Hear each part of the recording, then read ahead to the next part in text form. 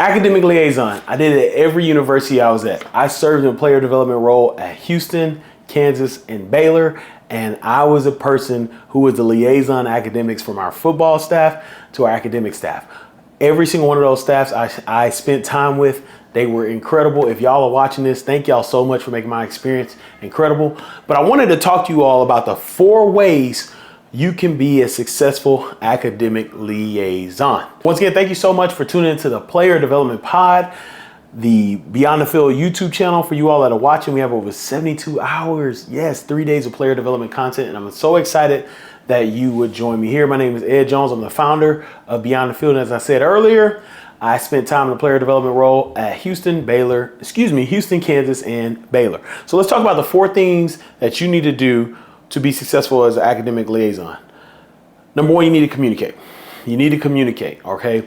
You need to communicate with your academic staff. It's one thing I enjoyed about every staff I work with. We communicated, we over communicated. We had a text thread, a text group where it was me and that staff, and I was invited to their academic meetings. I couldn't make every single one, but I was invited to many of them. When I was at Kansas, we communicated immensely. Shout out to Ryan King, Stephanie Hall, J.R. Polito, that entire staff. I'm gonna miss people. Jalen, JC Crable. I just feel like I'm gonna miss people. I don't want to miss people. I can see faces, but we communicated all the time. I was in their meetings. So I would sit in their meetings and I would listen to meetings, and then I would have a section where I would talk about football. So he would say, hey, talk about football. So I would talk about official visits coming up. I talk about players that, may not be, doing well in football. We need to see what they're doing academically, different things. This guy may transfer, whatever it may be. But we communicate. They communicated with me how these students were doing in class. And I was able to go back on my end as director of player development, pull guys in the office, say, hey, man, we need to pick it up, or say, hey, you're doing a great job, but also communicate with our coaches. It was open communication. They knew they can call me whenever they needed to call, and I knew I could reach out to them. Now, at KU was the only place where we had a separate building. So at Kansas, we had a football building, so I would have to go up the hill to talk to them. So I would go once a day, as many times as I could. At Houston and Baylor, they were in our building, so I would just walk around the corner. If I had any questions, they had to get used to me. I'm not an email sender. I like to just come talk to people, but we all worked together. We got a lot of things done. Because of communication. We helped a lot of athletes. So if you're in the role you want to be successful, you need to communicate. Communication, it should be your number 1 priority if you're the academic liaison from the player development position. Now, I want to communicate something with you. And what I want to communicate with you is the Player Development Summit will be here in Kansas City, Missouri, May 29th through the 31st. All right. It'll be here in Kansas City. So we'd love to see you there. Love for you to come. There'll be different player development professionals from around the world, different levels of sports. It's going to be awesome, and you need to be there. All right, second thing you need to create is consistency. So I talked about this a little bit with Kansas, but there were consistent meetings. We had check-ins every week. Every Monday, I would get a report. Every Sunday, I would get a report. When I was at Baylor working with Emily Durrat, it was cyclical. Hey, I was coming in with this. I knew I was gonna get this from her. Same in Houston, same in Kansas. You have to create these consistencies. Hey, every single time, because football can be different. It's a lot of things that happen, but the way we all stayed on top of it as a group was we stayed consistent with the way we did things. Once again, that is meetings. Those are different emails. I knew I was gonna get an email at 5 o'clock about who missed class, whatever it may be. I knew I was gonna get an email on Monday that talked about the different tests that players had, so I could text guys, hey, good luck on your test. I knew I would get an email if a guy missed class, missed an assignment, whatever it may be, missed tutoring.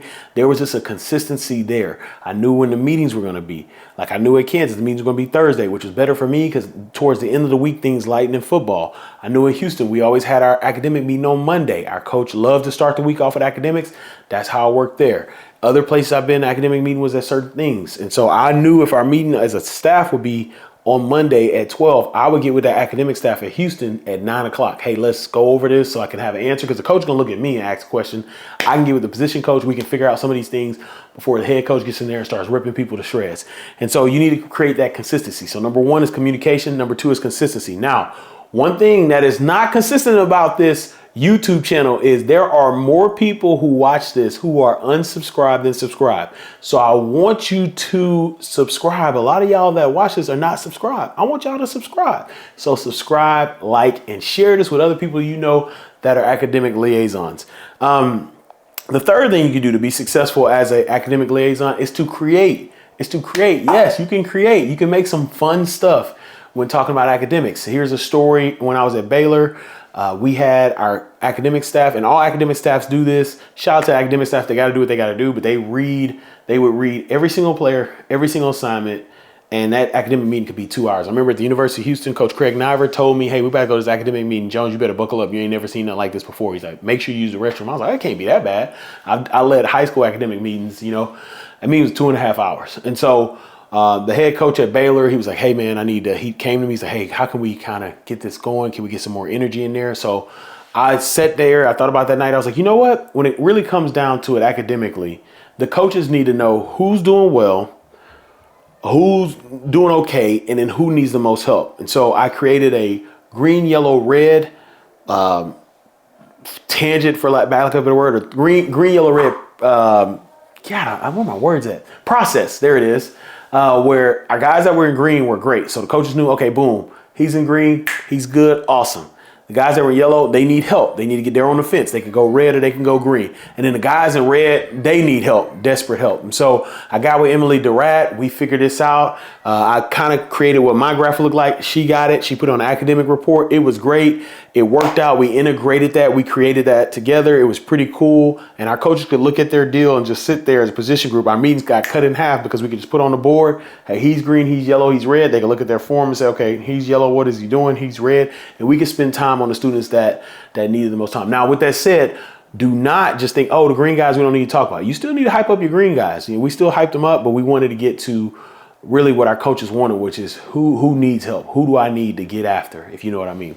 And then the last thing you can do, now before we go to the last thing, you may say, hey man, it's pretty cool what you created. Can you help me create something? I can. So if you want help with academic liaison or academic workshop, whatever I did in a role, there's a link underneath in the show notes that says, here's how Beyond the Field can help. Click that link. Let's work together. And then the last thing you want to do is you want to celebrate. You got to celebrate. You got to celebrate. It's a lot to be a student athlete. They have to be a student. I tell people all the time, my friends like, oh, they got Scott. They have to be students. They are students. They got to take care of school first, and then they got to come out here and be the best athletes they can be. And so you got to celebrate. You have to celebrate. At Houston, we would do stuff after practice. We would hype guys up through position group. I would come and say, hey, so-and-so's doing well. We had different gear, things like that. At Kansas, we would hype guys up. We had the board. We would always start off with the guys that are, you know, have their high GPAs, the guys that are doing right before we went there. And so we would hype them up in the team meeting. At Baylor, it was pretty cool. We did at Baylor, going back to that creating part, we got to, one thing I learned from, you know, the staff there at Baylor, Marcus Sedbury and those who had done it before, is semester high GPAs, you know, career high GPAs. And so what we did is we celebrated students that made their semester or career high GPA. So we had shirts. Academic excellence was a big pillar of the program. So we would give them shirts. They got, you know, Baylor Standard, our awards. We would award them in front of the whole team and say, hey, you're doing a great job. We did an academic athlete of the week. We would post on social media. So you want to celebrate these athletes because they're doing a lot. They're doing a lot between being an athlete and, between being a student and an athlete. So you want to celebrate them. Make sure you're celebrating your students. All right. So I'm going to recap those 4 ways to be successful as an academic liaison. You need to communicate. You need to be consistent. You need to create, and you need to celebrate. So I guess I go 4 instead of thumb, but 4. Those are the 4 C's: communicate, be consistent, create, and celebrate. As academic liaison, this will help you find success in the role. As I always say, go out and create generational impact. Don't wait, create that generational impact today. And shout out to all the academic staffs.